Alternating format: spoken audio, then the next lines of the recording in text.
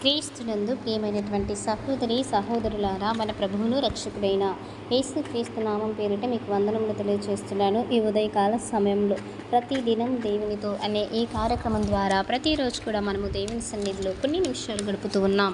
అలాగే ఈరోజు కూడా మనము దేవుని సన్నిధిలో కొన్ని నిమిషాలు గడుపుతాం. ప్రియమైనటువంటి దేవుని ప్రజలారా, పరిశుద్ధ గ్రంథంలో నుండి 132వ కీర్తన 12వ వచనము చదువుకుందాం. నీ కుమారులు నా నిబంధనను నేను వారికి బోధించు నా శాసనములను గైకొనిన ఎడల వారి కుమారులను నీ సింహాసనం మీద నిరంతరము కూర్చుందురు. ప్రియులారా, ఈ యొక్క వచనము దేవునికి నమ్మకత్వాన్ని, ఆయన మాట తప్పనటువంటి స్వభావాన్ని చాటి చెప్తుంది. ఈ వచనం ఆధారంగా సిద్ధం చేసుకుని మనము కొన్ని మాటలను ఈరోజు ధ్యానం చేసుకుందాం. ప్రియులారా, దేవుడు మాట తప్పనటువంటి దేవుడు. ఆయన నిబంధన ఒకసారి చేస్తే అది నెరవేర్చేటువంటి దేవుడు. అయితే మొదటిగా దేవుడు తన స్వభావాన్ని చూపిస్తూ ఏ విధంగా ఉంటాడు అంటే, మనుషులు మాట ఇచ్చి తప్పుతారేమో, కానీ మన దేవుడు మాత్రము మాట ఇచ్చి తప్పనటువంటి వాడు. ఆయన మాట ఇస్తే తప్పని దేవుడు. ఆయన నిబంధనను కాయువాడు. ఆయన ఏ మాట ఇచ్చినా, ఏ నిబంధన చేసినా కానీ వెంటనే నెరవేర్చేటువంటి వాడు. దేవుడు దావీదుతో ఒక నిబంధన చేశాడు. అలాగే నోవాహుతో కూడా ఒక నిబంధన చేశాడు. నోవాహుతో చేసిన నిబంధన ఏంటి అంటే, భూమి మీదకి ఎప్పటికీ కూడా జలప్రలయాన్ని తీసుకుని రాను అని చెప్పేసి నిబంధన చేశాడు. దావీదుతో చేసినటువంటి నిబంధన ఏంటి అంటే, దావీదు సంతానాన్ని సింహాసనం మీద నిరంతరం ఉంచుతానని ప్రమాణం చేశాడు.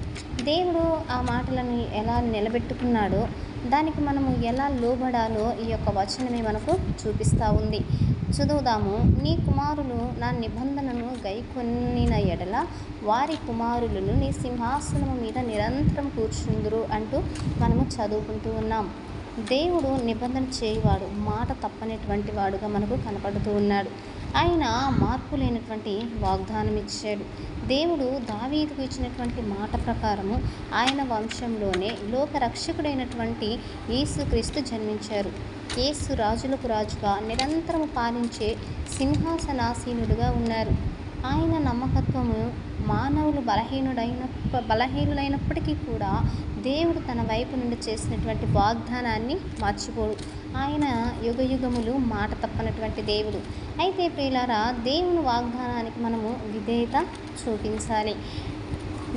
తర్వాత చదివితే, నేను వారికి బోధించిన శాసనములను గైకొనిన ఎడల అంటూ ఉన్నాడు. ఆయన శాసనాలను మనము గైకుంటే మనకు ఇచ్చేటువంటి ఆశీర్వాదాలు ఏంటి అంటే, దేవుని శాసనాలు, దేవుని యొక్క ఆశీర్వాదాలు మన జీవితాల్లో నెరవేరాలంటే ముందుగా మనము దేవుని యొక్క శాసనాలను గైకొనాలి.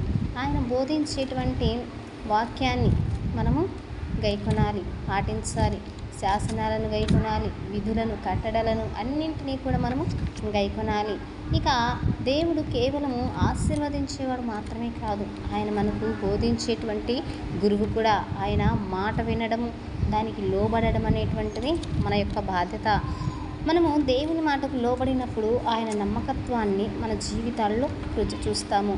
ఇంకా తర్వాతదిగా చూస్తే, ఆయన ఆశీర్వాదం ఎప్పుడు ఉంటుందంటే, తరతరాలకు విస్తరించేటువంటి ఆశీర్వాదం ఆయన మనకు ఇస్తాడు.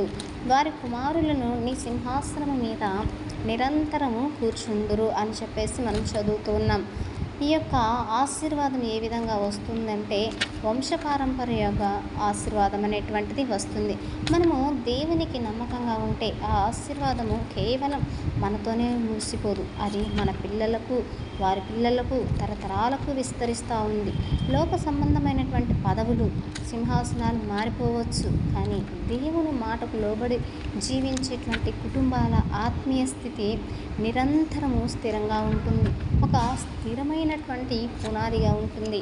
ప్రియమైనటువంటి దేవుని ప్రజలారా, మన దేవుడు మాట ఇచ్చి నెరవేర్చేవాడు. ఆయన దావీదుకు ఇచ్చిన మాటను క్రీస్తునందు నెరవేర్చాడు.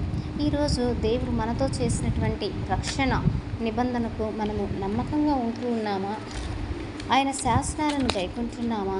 మనం ఆయన మాటకు లోబడినప్పుడు ఆయన మాట తప్పకుండా మనలను మన తర్వాతి తరాలను ఆశీర్వదించి స్థిరపరుస్తాడు.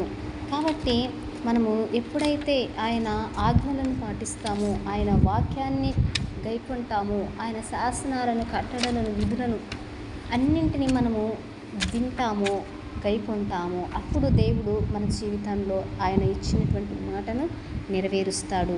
మనము మర్చిపోయినా సరే మనల్ని మర్చిపోకుండా తను ఇచ్చినటువంటి మాటను జ్ఞాపకం చేసుకొని నెరవేర్చేటువంటి దేవుడు మనకు ఇక్కడ కనిపిస్తూ ఉన్నాడు. కాబట్టి ప్రియులారా, ఆయన మనకు తోడుండగా మనకి ఏదీ తక్కువ కాదు. ఇప్పుడే ఈ క్షణమందు నీవు దేవుని సన్నిధికి వచ్చి ఆయన మాటలను, ఆయన ఆజ్ఞలను లోబడినట్టయితే నీవు అనేక ఆశీర్వాదాలు పొందుకుంటావని ఈరోజు మీకు ప్రభు పేరిట తెలియజేస్తున్నాను. ప్రార్థన చేసుకున్నాను.